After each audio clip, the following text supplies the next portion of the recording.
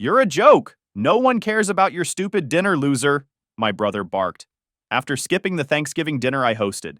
Then figure it out yourselves, I replied while freezing every mortgage, tuition, and account before filing every dollar as taxable debt. Hey everyone! Before we jump into today's video, I need your help. We've noticed the channel is losing some traction, and subscribing is one of the best ways you can support us. It's quick, free, and it helps us keep bringing you awesome content. Your support means the world. Let's keep this channel growing together. Thanks so much. Now let's start the video. What's up, Reddit? I hosted Thanksgiving and invited my family. None of them showed, they figured I wasn't worth the drive. So I froze every payment, cut every account, and filed it all with the IRS.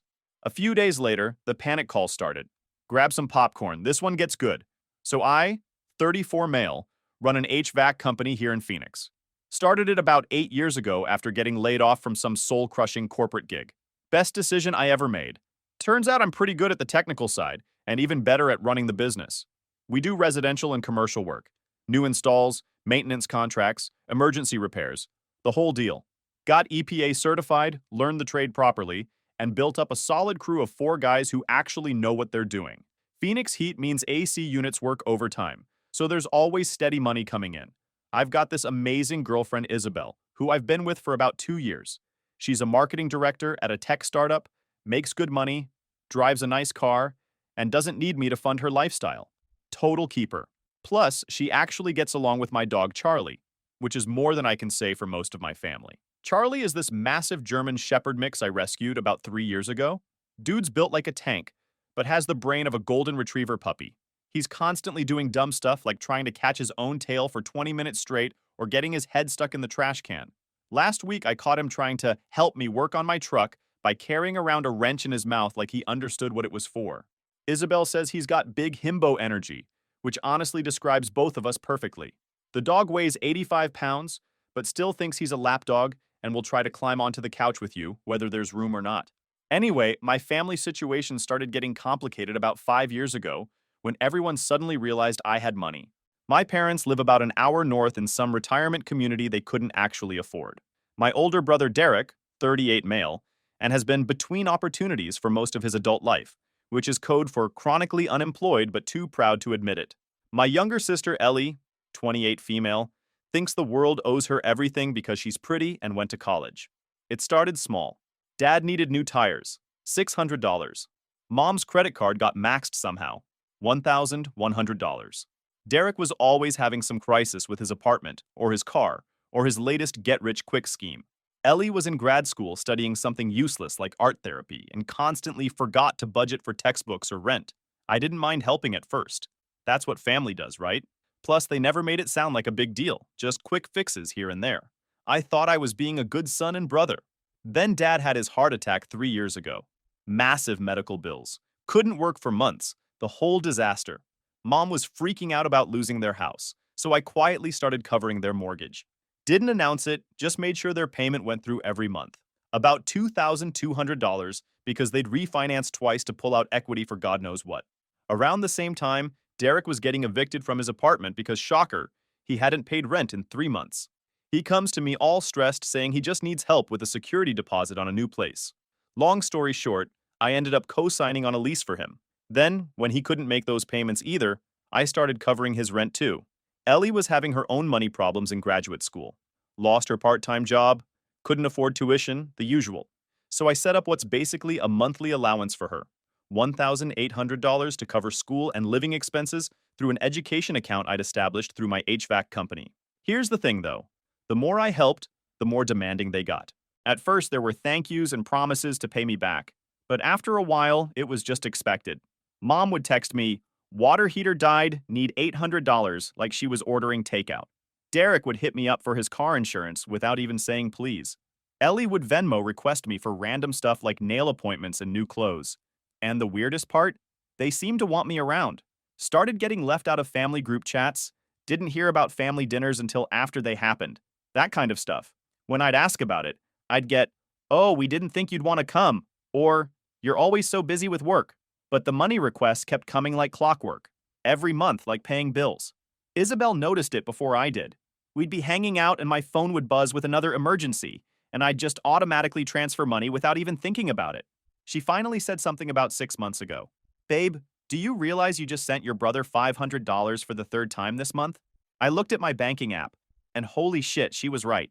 I was basically funding 3 separate households, and somehow hadn't noticed how bad it had gotten. They're family, I told her. This is just temporary until they get back on their feet. Isabel gave me this look like she wanted to say something, but decided against it. I should have listened to that look. So Thanksgiving was coming up, and for once I wanted to do something nice for the family. We never really got together anymore unless someone needed money, and I thought maybe hosting a proper dinner could bring everyone back together. I decided to go all out.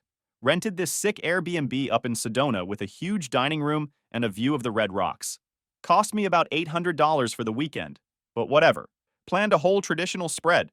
Turkey, stuffing, all the sides, good stuff. Even hired a local chef to help with the cooking, because I'm not trying to spend Thanksgiving sweating over a hot stove when I could be hanging out with family. Isabel was excited about it too. She'd never met my family properly, and was looking forward to finally getting to know them. Charlie was coming along because the place was pet-friendly, and he loves car rides. I sent everyone the details about 2 weeks ahead of time. Nice group text with photos of the house, the address, directions, everything. Can't wait to see you all. Going to be an amazing Thanksgiving. Just bring yourselves. I've got everything covered.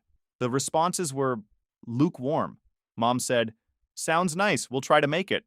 Dad didn't respond at all. Derek sent back, "Sure, whatever."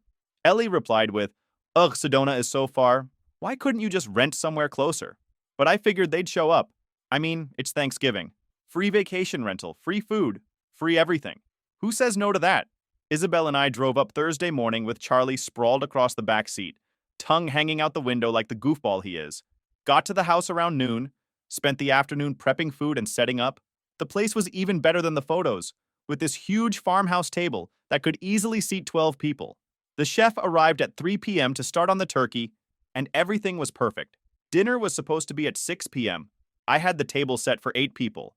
Me, Isabel, my parents, Derek, Ellie, and a couple spots for anyone who wanted to bring a +1.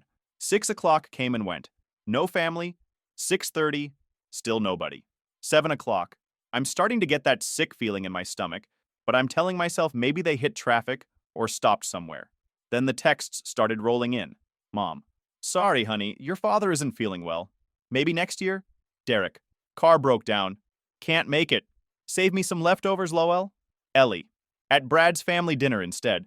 His parents actually put effort into Thanksgiving. Maybe plan better next time?" Dad never even bothered to respond. I'm standing there in this beautiful house, looking at a table set for 8 people, with a perfect turkey, getting cold and sides for days. The chef is giving me sympathetic looks. Isabel's pissed but trying to hide it. Charlie is just happy because he knows turkey scraps are coming. The worst part? I checked social media later that night. Ellie had posted Instagram stories from some basic-ass Thanksgiving at her boyfriend's house. Derek was at a sports bar watching football. My parents were home. Mom had posted a Facebook photo of them watching TV with the caption, "Quiet Thanksgiving at home." They weren't sick. They didn't have emergencies. They just didn't think I was worth the drive. Isabel was incredible about the whole thing. She helped me pack up all the food for the chef to take home, opened a bottle of the good stuff I'd been saving, and we ended up having an amazing quiet dinner together. Charlie got more turkey than any dog has a right to, and honestly, it was better than any family dinner I'd had in years. But I was done. Sitting there looking at all those empty chairs, I realized they'd never seen me as family. They saw me as a resource, a problem solver. That night, Isabel and I were sitting by the fireplace, and she finally said what she'd been thinking for months. "Adam, they're using you. You know that, right?" I nodded. I'd known it for a while but hadn't wanted to admit it. "What are you going to do about it?" I looked at Charlie, who was passed out on the couch with his belly full of turkey, living his best life without a care in the world. Sometimes I envied that dog. I'm going to end this. That weekend, I did something I'd never done before. I actually calculated how much money I'd been giving my family. Opened up spreadsheets, bank statements, Venmo history, everything. Isabel helped because she's way better with numbers than I am. The total was insane. Over 3 years, I'd given them close to $180,000. Not loaned, given, because none of them had ever paid back a single dollar. My parents' mortgage, $2,200 a month for 2.5 years. That's $66,000. Derek's rent and various emergencies, about $1,400 a month average, so roughly $50,000. Ellie's grad school fund, $1,800 a month for 2 years, so $43,200. Plus all the random stuff, car repairs, medical bills, credit card payments, security deposits, you name it. I was essentially running a charity for people who couldn't be bothered to drive 2 hours for Thanksgiving dinner. But here's where my obsessive record-keeping paid off. See, when you run an HVAC business, you learn real quick to document everything. Customer complaints, warranty work, payment schedules. If it's not written down, it didn't happen. That habit saved my ass more than once when customers tried to claim work wasn't done properly. So naturally, I'd been keeping the same detailed records for all the family money stuff. Dates, amounts, purposes, even screenshots of text conversations where they'd ask for money. I had legal control over most of their financial situation. When Dad had his heart attack, they'd given me power of attorney to handle their affairs while he was in the hospital. They never revoked it, so I could still access their accounts and make financial decisions. Derek's apartment lease had me as a co-signer, which meant I could terminate it with proper notice. Ellie's grad school payments were going through an education account I'd set up through my HVAC business for tax purposes. I had been quietly managing their finances for years. Now it was time to stop managing and start controlling. Monday morning, I opened my laptop and started making changes. First, I canceled all automatic payments to my parents. Not just the mortgage, everything. Their car insurance, cell phone bill, credit cards, all of it. If it was coming out of my accounts, it stopped. Then I sent Derek's landlord a 30-day notice that I was terminating my responsibility as co-signer. Legally, this meant Derek would need to qualify for the lease on his own income. He couldn't, or find a new place. Ellie's education account got frozen immediately. One call to my accountant and her tuition payments were locked down. But I wasn't done, because if you're going to cut people off, you might as well be thorough about it. I removed them from every family plan and subscription they'd been using. Netflix, Spotify, Amazon Prime, my Costco membership, even the family cell phone plan. If they wanted these services, they could pay for them themselves. Then I changed all my passwords and enabled two-factor authentication on everything, because I had a feeling things were about to get messy, and I didn't want them trying to hack into my accounts to fix things themselves. I also sent my crew a heads up that some angry family members might show up at job sites looking for me. My lead guy Tony just laughed and said, "Boss, we got your back. Anyone gives you trouble, they deal with us." By Tuesday morning, the calls started coming. Mom called first.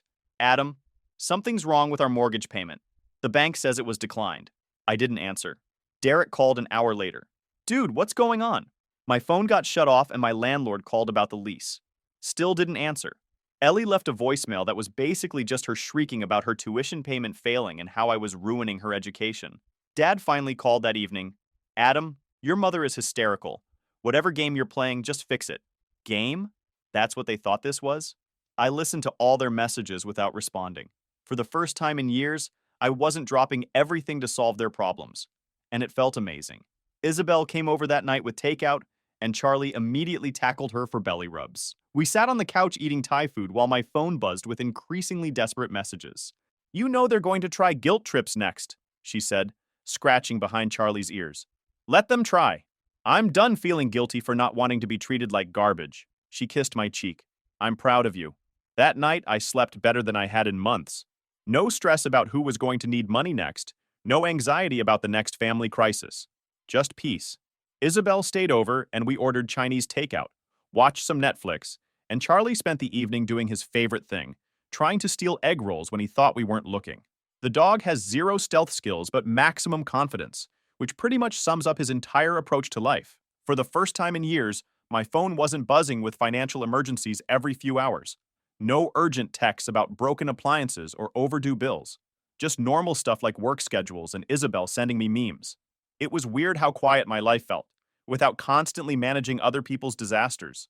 The next few days were like watching a masterclass in entitled behavior.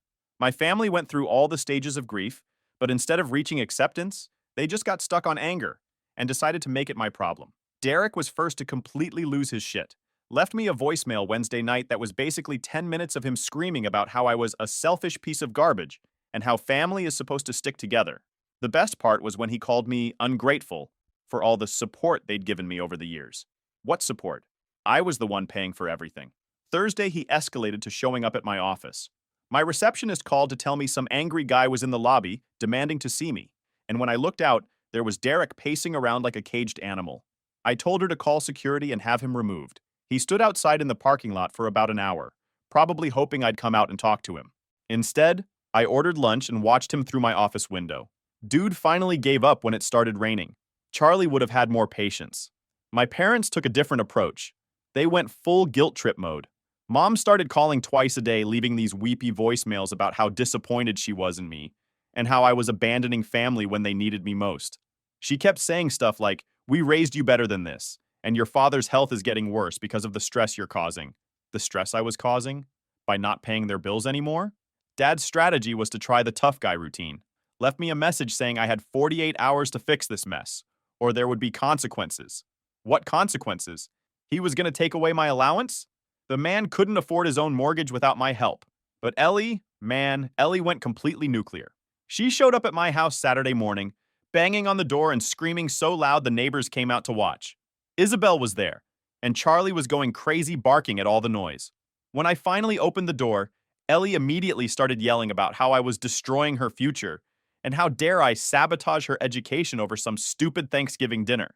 It wasn't about the dinner, I told her. It was about basic respect. Respect? You want respect?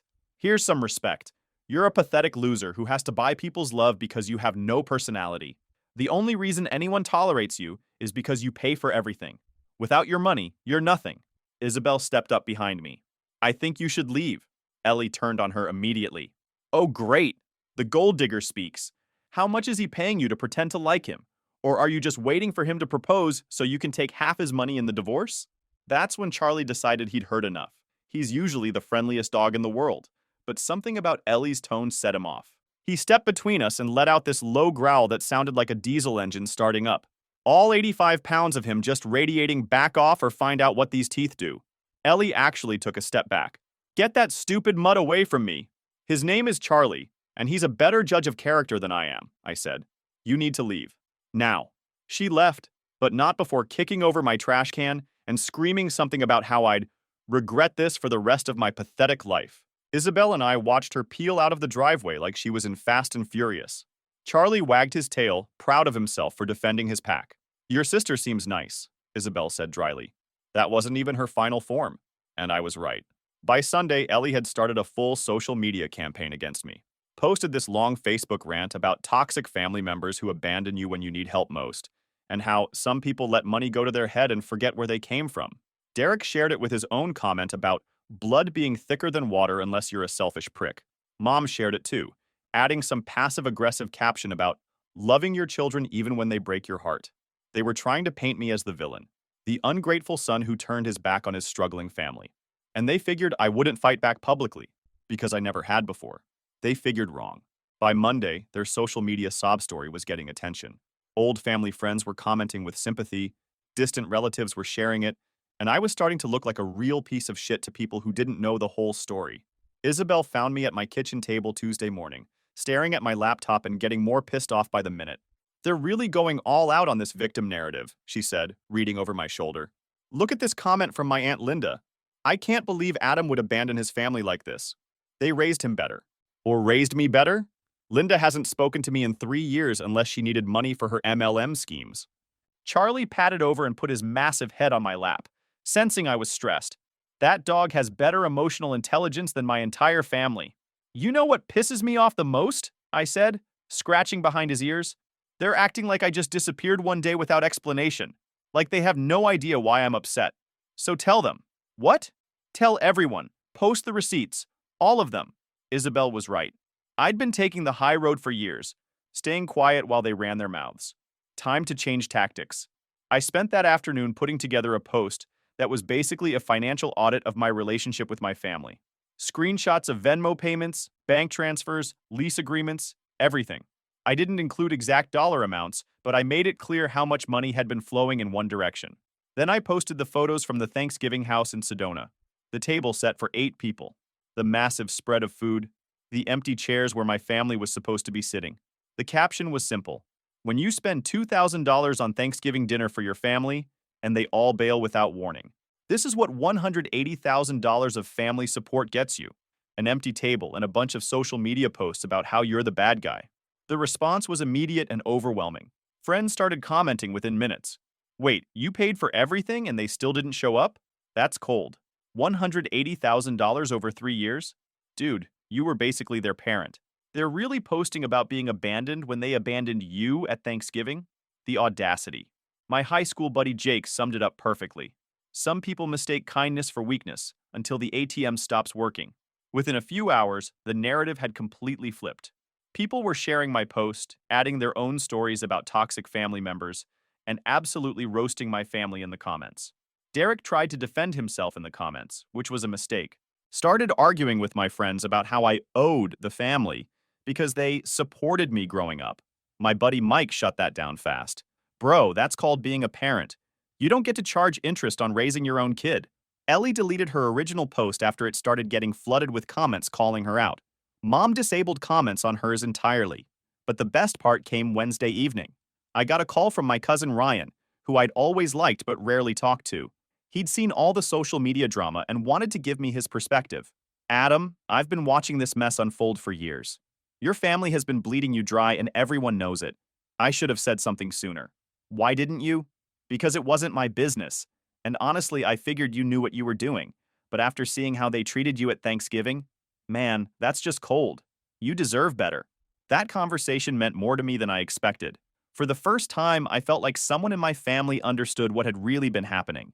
Thursday morning brought the first real consequence of my social media truth bomb. Derek's landlord called me directly. Apparently, Derek had been telling him that I would continue covering the rent even after the co-signer termination. When the landlord saw my Facebook post, he realized Derek had been lying. Mr. Adam, I need to inform you that your brother has been evicted. He has 72 hours to vacate the premises. I should have felt bad. Instead, I felt nothing. Derek had made his choice when he decided my Thanksgiving invitation wasn't worth the drive. But I wasn't done with the consequences. Not even close. By Friday, the social media fallout had reached nuclear levels. My post had been shared over 200 times, and every share brought more comments dragging my family through the mud. But here's where things got really interesting. Remember how I mentioned I kept detailed records of everything? Well, I'd also been careful about the legal aspects of all that family support. And when you're dealing with that much money, the law gets involved whether you want it to or not. My lawyer Peter called Friday afternoon. I'd forwarded him some of the nasty voicemails Derek had been leaving, including one where he threatened to make me pay for destroying the family. Adam, I've been looking at your situation, and there are some things we need to discuss. Your brother's threat could be considered harassment, but more importantly, there are tax implications to all the money you've been giving them. What kind of implications? Well, you've been essentially providing income to 3 different households without proper documentation. The IRS could view this as unreported gifts, which creates liability for both you and them. I'd never thought about that angle. Turns out, when you give someone more than $15,000 in a year, there are forms that need to be filed. I'd been doing it informally for years, which meant my family had been receiving what the government considered taxable income without reporting it. What are my options? We can file amended returns documenting all the payments as loans rather than gifts. That would require them to either pay the money back or report it as forgiven debt income. Either way, they're going to owe taxes on about $180,000. The idea was beautiful in its simplicity. I could legally cover my own ass while dropping a tax bomb on the people who'd been treating me like garbage. Do it. Peter got to work immediately. By Monday, he'd filed all the paperwork with the IRS, documenting every payment I'd made as a loan with 0% interest. Suddenly, my family owed me $180,000 plus back taxes on the income they'd failed to report. The letters went out Tuesday. Official IRS correspondence to my parents, Derek and Ellie, informing them of their new tax liability and demanding immediate payment of back taxes plus penalties. Derek called me 47 times that day. 47. I let every single call go to voicemail. The messages started angry and gradually shifted to panic as he realized what was happening. You can't do this! This is insane. You're destroying us. Actually, I wasn't destroying anything. I was just asking for what they owed me. Wednesday brought the first crack in their unified front. Ellie called, and for the first time in months, she wasn't screaming. Adam, please, we need to talk. This tax thing is going to ruin me. I can't afford this. You should have thought about that before calling me a pathetic loser. I was upset. I didn't mean it. Yes, you did. You meant every word. You all did. Thursday, my parents finally broke. Mom called crying, begging me to make this right, and saying they were going to lose their house. We're family, Adam. Family forgives. Family also shows up. It was just one dinner. It was never about the dinner, Mom. It was about respect. And you've never respected me. Friday afternoon, Isabel came over and found me on the couch with Charlie, going through the increasingly desperate voicemails my family had been leaving. How are you feeling about all this? She asked, settling in next to us. Honestly? Free. For the first time in years, I feel completely free. She smiled. Good. You deserve to feel free. That night, we ordered pizza and watched Netflix, while Charlie hogged most of the couch. My phone was blowing up with calls and texts, but I ignored all of them. This was my life now. Peaceful evenings with people who actually wanted to be around me. Sunday evening, I got a text from Derek that was different from all the angry ones he'd been sending. Please call me. We need to figure this out. For the first time in 2 weeks, I called him back. Adam, thank God. Look, we screwed up, okay? All of us. We should have come to Thanksgiving. We should have appreciated everything you've done for us. You're only saying that because you owe the IRS money. That's not true. We've been talking and we realize we took you for granted. We want to make this right. How? Long pause. We don't know, but there has to be something we can work out. There was something, but they weren't going to like it. I let Derek sweat for 3 days before I called him back. During that time, the IRS letters had been delivered to everyone, and apparently, the reality of owing back taxes on $180,000 of unreported income was starting to sink in. When I finally called Derek Thursday evening, he answered on the first ring. Adam, please, we need to meet. All of us. We can work this out. Meet where? Anywhere you want. Your office, a restaurant, whatever. Just please, we need to talk. I thought about it. Isabel was spending the night, and we were planning to order Chinese food and have a quiet evening with Charlie. But I was curious to see how desperate they'd gotten. Saturday, 2 p.m. That coffee shop on Central Avenue downtown. Come alone. All of us want to be there. I said, come alone, Derek. You're the one who called. Saturday afternoon, I showed up at the coffee shop 15 minutes early and got a table in the back corner where I could see the whole place. Derek walked in right at 2 p.m., looking like he'd aged 5 years in the past month. He sat down across from me, and I could see his hands shaking slightly. Good. Adam, thank you for meeting me. I know things got out of hand, but we're family. We can fix this. How much do you owe the IRS? He swallowed hard. About $47,000, between the back taxes and penalties. And you can't pay it. Not all at once, no. But I'm working on a payment plan, and I found a new job. Construction work, but it's steady money. What about mom and dad? They're looking at about $32,000. Dad's talking about taking early retirement and working part-time to make payments. And Ellie? Derek's face fell. She's screwed. She's in bad shape. Dropped out of grad school, owes about $38,000, and she's working retail. She can't even afford a lawyer to negotiate with the IRS. I nodded. So collectively, you all owe the government about $117,000 that you don't have. Adam, please. There has to be something we can do. Some kind of arrangement. I leaned back in my chair. There is. His face lit up with hope. What? You can pay me back the $180,000 you owe me. If you do that, I'll file paperwork with the IRS converting the loans back to gifts, which eliminates your tax liability. We don't have $180,000. Then you don't have a solution.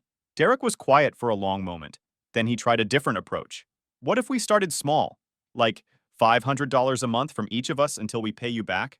At $500 a month per person, it would take you 12 years to pay me back, without interest. We could do more as our situations improve. Derek, let me ask you something. When's the last time any of you paid me back money you borrowed? He couldn't answer because the answer was never. Here's my final offer, I said. You all sign legal documents acknowledging the debt, real promissory notes with payment schedules and consequences for default. You make payments for 6 months without missing a single one. Then I'll consider helping with the IRS situation. What kind of payments? Derek, you'll pay me $1,200 a month. Mom and Dad will pay $800. Ellie will pay $600. His face went white. That's impossible. We can't afford that on top of our regular expenses. Then I guess you'll have to make some lifestyle changes. Adam, come on, be reasonable. I am being reasonable. I'm giving you a chance to fix this. Take it or leave it. Derek sat there for a few minutes, probably trying to figure out if there was any other option. There wasn't. What if we can't make a payment? Then the deal is off, and you're on your own with the IRS. This is impossible. Derek, you drove 45 minutes to beg me for help. Don't pretend you have other options. He nodded slowly. I'll talk to the others. You have until Monday to decide.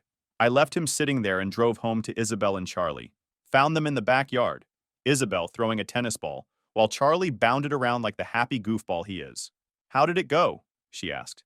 They're going to take the deal. How do you know? Because they don't have a choice.